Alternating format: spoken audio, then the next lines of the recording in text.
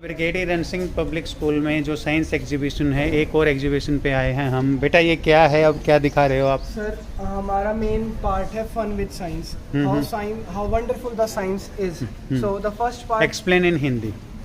आज सबसे पहला पार्ट है हमारा नॉन न्यूटोनियन फ्लूइड। जैसा हमें पता है न्यूटन ने ग्रेविटी और मोशन के लॉज बनाए थे सर, बट ये जो फ्लूइड है, स्पेशली ये जो फ्लूइड है, ये उन लॉज को मानता नहीं है और ऐसे कह सकते हैं जैसे अपनी मनमर्जी का मालिक है ये। अब जैसे अगर हम इस पे जोर से फोर्स लगाएंगे, अगर आप पास आके देखोगे और जोर से फोर्स लगाएंगे तो ये होने है तो लिक्विड, बट अपने अंदर से इसको जाने नहीं दे रहा है, एक सॉलिड की तरह बिहेव कर रहा है। और सर करके देखना एक बार आप। और ये अब जैसे आप धीरे धीरे डालोगे ना तो ये एक लिक्विड की तरह बिहेव करेगा। अब इसकी साइंस क्या है, अगर ये सॉलिड की तरह बिहेव करता है ना, सॉलिड की तरह इसलिए बिहेव करता है जब ये फोर्स लगाया जाता है इसके ऊपर, अगर ये फ्लूइड है, सरफेस है फ्लूइड का, इस पे फोर्स लगाया गया तो इसके जो पार्टिकल्स है छोटे छोटे, उन्हें फैलने का टाइम नहीं मिलता और वो एक जगह कंसंट्रेट हो जाते हैं। जैसे ये है, इसके अंदर से मैं अपना हाथ नहीं निकाल सकता क्योंकि ये सॉलिड है, बट ये जो वाटर है इसके अंदर से हाथ निकाला जा सकता है क्योंकि यहाँ पे पार्टिकल्स जल्दी साइड में हो जाते हैं, तो फोर्स में ये साइड में नहीं हो पाते। बट अगर इनमें कम फोर्स लगा जाए या फोर्स ना लगाया जाए तो जैसा आप देख सकते हो धीरे से ये अपने आप अंदर डिप इन हो जाता है इसके, बिल्कुल स्लोली स्लोली। ये इसका वर्क होता है, प्रिंसिपल्स होते हैं। और इसका मेन यूज जो होता है सबसे पहले वो होता है सर दो जगह। एक तो होता है आर्मी की जो जैकेट्स होती है ना, और पुलिस की जो बुलेट प्रूफ जैकेट्स होती है उनमें यूज होता है सर। आर्मी की जैकेट्स में 4 या 5 लेयर्स होती हैं सर, उन लेयर्स के बीच में अगर इस फ्लूइड को डाला जाए, अगर 2 लेयर्स है और उनके बीच में ये फ्लूइड डाला जाए तो जैसा हमें पता है बुलेट्स बहुत ज़्यादा फोर्स से स्ट्राइक करेंगी, और मैंने आपको बताया कि फोर्स के कारण ये सॉलिड हो जाता है। उस टाइम तो सॉलिड हो जाएगा ये, बट अब मान लो जैसे ये कोई कार्ड को ये लकड़ी का फटा है या फिर मैं कोई मेटल कोई शीट में आपने लगा के रखूँ और फिर हिलने की कोशिश करूँ तो मैं इतना हिल नहीं पाऊंगा क्योंकि वो सॉलिड हो गई। बट अगर मैं इस फ्लूइड को यूज़ करूं तो ये लिक्विड तो है ही अपने आप में, तो मेरे को फ्लेक्सिबिलिटी और मोबिलिटी दोनों प्रोवाइड करेगा। ये सर इसका यूज़ है। एक दूसरा यूज़ होता है ब्रेकर्स में सर, जो ज़्यादा एडवांस कंट्रीज़ है जैसे नॉर्वे और अमेरिका, उधर क्या होता है जो ब्रेकर्स होते हैं ना उनको इस फ्लूइड से बना दिया जाता है। अगर गाड़ी ज़्यादा जोर से जाएगी तो वो सॉलिड हो जाएगी तो गाड़ी ऊपर उठ जाएगी, बट अगर गाड़ी स्लोली जा रही है अपनी नॉर्मल स्पीड में तो वो आराम से निकाल पाएगी, वरना सॉलिड होने के कारण तो वो तो सीधा ऊपर ही जाएगी। बहुत बढ़िया बेटा, फिर बहुत सर बढ़िया। ये एक रेनबो रिएक्शन है, ये हमने बस फन करने के लिए दिखा रखा है। इधर हमने बीकर लिया, बीकर में हमने water plus caustic soda plus sugar डाला, शुगर, और फिर यहाँ पे हमने एक बीकर लिया, इसमें पानी और हल्का सा पोटेशियम परमैंगनेट डाल दिया। अब इन टेस्ट ट्यूब्स में अगर हम ये वाला मिक्सचर डालेंगे, अगर हमने ये मिक्सचर डाला तो आप देख सकते हो ये ट्रांसपेरेंट है, और आप ये देख सकते हो ये पर्पल कलर का है। और मैं जब इनको मिक्स करूँगा तो हमें वैरायटी ऑफ कलर्स दिखेंगे। एज यू कैन सी आप ग्रीन देख सकते हो शुरू में, उसके बाद धीरे धीरे येलो में ट्रांसफ़र हो गया, एट लास्ट फिर ये ऑरेंज हो जाएगा। जब ये पार्टिकल्स आप पास से देखोगे तो ऊपर हो रहे हैं, और आखिरी में ब्राउन हो जाता है। और अगर आप मेरे पास 20-10 मिनट बाद आते हो तो ये कम्प्लीटली ट्रांसपेरेंट हो जाएगा, ये क्योंकि फिर ये through out the medium spread हो जाता है पोटेशियम परमैंगनेट। ये बस फन के यूज़ में है और इसका और कोई यूज़ नहीं होता है। देन हमारे पास एक डेकोरेटिव मटीरियल के रूप में है लावा लैम्प का मेन जो प्रिंसिपल है वो ये है कि हम विनेगर में फूड कलरिंग को मिक्स करते हैं और उसको मिक्स करने के बाद उसके अंदर वेजिटेबल ऑयल डाल देते हैं। ये हम लावा लैम्प ये इतना बेसिक है कि हम घर पे भी बना सकते हैं, इसलिए हमने इसको फन विद साइंस में ऐड किया कि अब जब वेजिटेबल ऑयल है वो कम डेंस होता है, उसकी डेंसिटी कम होती है, इसलिए वो फ्लोट करेगा और ये विनेगर नीचे रहेगा। अब मैं इसके अंदर बेकिंग सोडा डालूँ।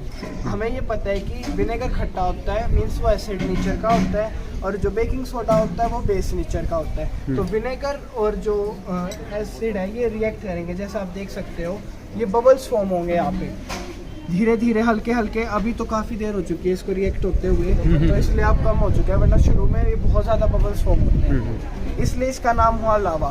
अब लैंप का मतलब इसलिए रखा गया, अगर हम रात को इसके नीचे हल्की सी लाइट लगा देना तो ये पूरा कंटेनर ग्लो करेगा जिस भी कलर का है, मतलब ग्रीन फूड कलरिंग डाली तो ग्रीन, ब्लू डाली तो ब्लू, तो ये पूरा कंटेनर उस लाइट को फॉलो करेगा, इसलिए इसका नाम हमने रखा लावा लैंप। देन नेक्स्ट हमारे पास है माइक्रोस्कोप।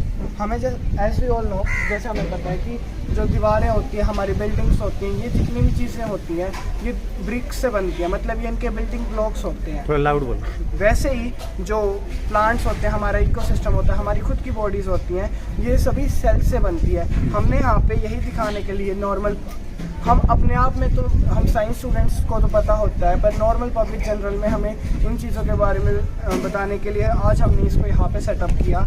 हमने यहाँ पे ऑनियन पील ली, ऑनियन पील को हल्का सा डाई कर दिया पर्पल कलर से, और अगर हम इसको इसमें से देखेंगे माइक्रोस्कोप में, तो माइक्रोस्कोपिक लेवल पर हमें सेल्स दिखेंगे, प्लांट सेल्स होंगे जो कि ऑनियन पील के कारण होंगे। Thank you sir. बहुत अच्छे बेटा। ये क्या है बेटा? रिफ्लेक्शन। हिंदी में एक्सप्लेन करो आराम से। जब हम जैसे कि अगर इसका ओरिजिनल साइज़ देखेंगे तो वो अभी छोटा लग रहा है, और अगर इसको हम पानी में डाल के देखेंगे तो इसका साइज़ बड़ा हो जाता है। और जो ये बोतल, इस पानी में अगर हम ये पेंसिल डालते हैं तो ये भी टूटी हुई नज़र आती है, क्योंकि जब लाइट जब एयर से वाटर में जाती है तो वो बेंड हो जाती है नॉर्मल की तरफ, तो इसलिए हमें ये ऐसा दिखता है। और इसमें हमने एक मैग्नेट बार ले रखा है, इसके चारों तरफ आयरन फिलिंग्स डाल रखी हैं। जो ये पोल्स होते हैं, यहाँ क्राउडेड एरिया क्यों है? क्योंकि यहाँ फोर्स ऑफ अट्रैक्शन ज़्यादा होता है, और यहाँ फोर्स ऑफ अट्रैक्शन कम है, इसलिए यहाँ कर्व्ड लाइंस बनी हुई हैं। और जो मैग्नेटिक फील्ड लाइंस है वो नॉर्थ पोल से साउथ पोल जाती हैं, और जो मैग्नेटिक फोर्स है मैग्नेट के अंदर वो साउथ टू नॉर्थ जाता है, तो ये पूरा एक मैग्नेटिक फील्ड बना रहा है। बहुत बढ़िया, अच्छा बस बेटा। ये एक प्रिज्म है, इससे हमें सनलाइट या फिर वाइट लाइट से डिफरेंट कलर्स शो करेंगे। Dispersion of light due to, थोड़ा तेज बोलो। डिस्पर्सन ऑफ लाइट की वजह से अलग अलग कलर शो करेंगे। और सर आइजैक न्यूटन ने इन्हें फर्स्ट डिस्कवर किया था, इन कलर्स को। ये रेनबो कलर्स में शोज होगा, known as VIBGYOR. Thank you बेटा। एंड एट लास्ट सर, हमारा सबसे मेन ये स्पेशली जो हम जैसे बच्चे, मेरे जैसे और इस एज टीनेज ग्रुप के लिए, उनके लिए है। अब यहाँ पे हम पीएच स्केल के बारे में बताते हैं। पीएच स्केल क्या होता है? पीएच स्केल की कोई भी सब्सटेंस 3 चीज़ों में डिवाइड किया जा सकता है, या तो वो एसिड होता है, या वो न्यूट्रल होता है, या वो बेसिक नेचर का होता है। अब पीएच स्केल क्या बताता है, वो कौन से नेचर से बिलोंग करता है। पीएच स्केल क्या होता है? एक मेज़र होता है। जो पीएच स्केल होती है उसमें अलग अलग टाइप ऑफ लेवल्स होते हैं। कोई भी चीज़ जो 7 से 8 के बीच में होती है वो न्यूट्रल होती है।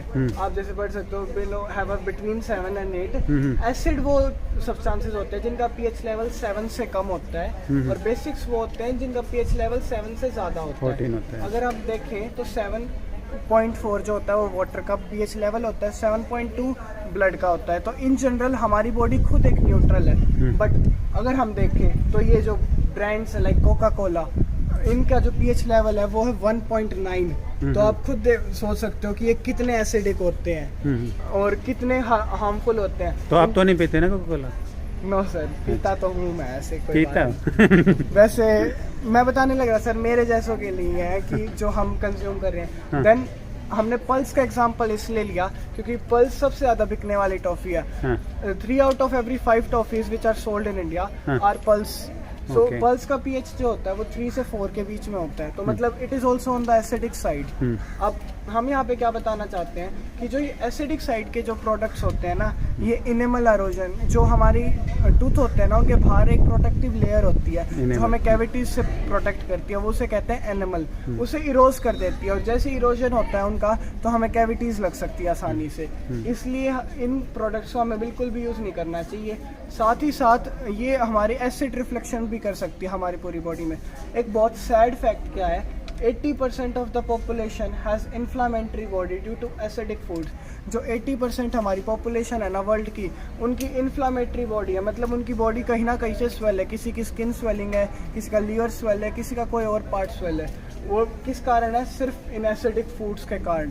अब अच्छी बात क्या है कि हम इसको ठीक कर सकते हैं। 7 to 10 ये एडिबल रेंज होती है जो परफेक्ट होती है हमारी चीज़ों के लिए। एल्कलाइन रेंज वाटर 7.4, हम सबको पता वाटर कितना ज़रूरी होता है। फिर हम आगे बढ़ें तो 8 to 9 हमारे नट्स आ जाते हैं, फ्रूट्स भी होते हैं, और वेजिटेबल्स भी होती हैं। 8 to 9 नट्स जैसे आमंड्स हुए, वॉलनट्स हुए, ये सारे 8 to 9 होते हैं। मतलब ये इन चीज़ों को रिपेल करते हैं, जो एसिडिटी बनी हुई है उनको कम करने का। इससे आएगा।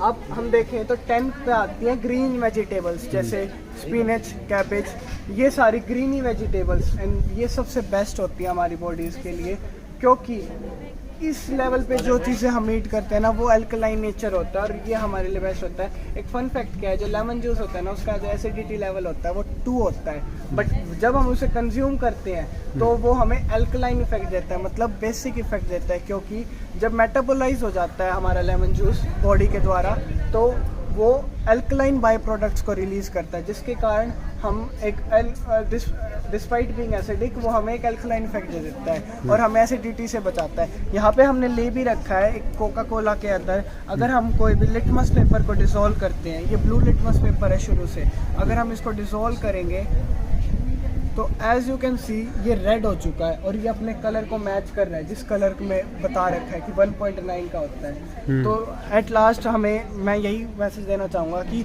वी हैव टू ईट, हमें अपना जो खाना है वो हमें दवाइयों की तरह खाना चाहिए, वरना एक टाइम ऐसा आ जाएगा जब हमें हमारी दवाइयाँ खाने की तरह खानी पड़ेंगी। Thank you. बहुत बढ़िया, लेकिन कोका कोला के बारे में क्या कहोगे?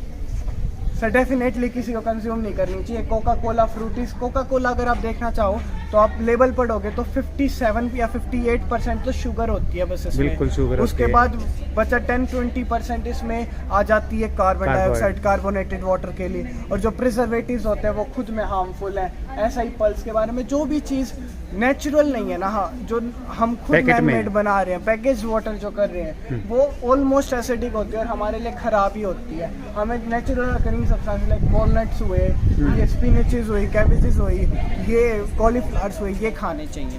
थैंक यू बेटा, थैंक यू।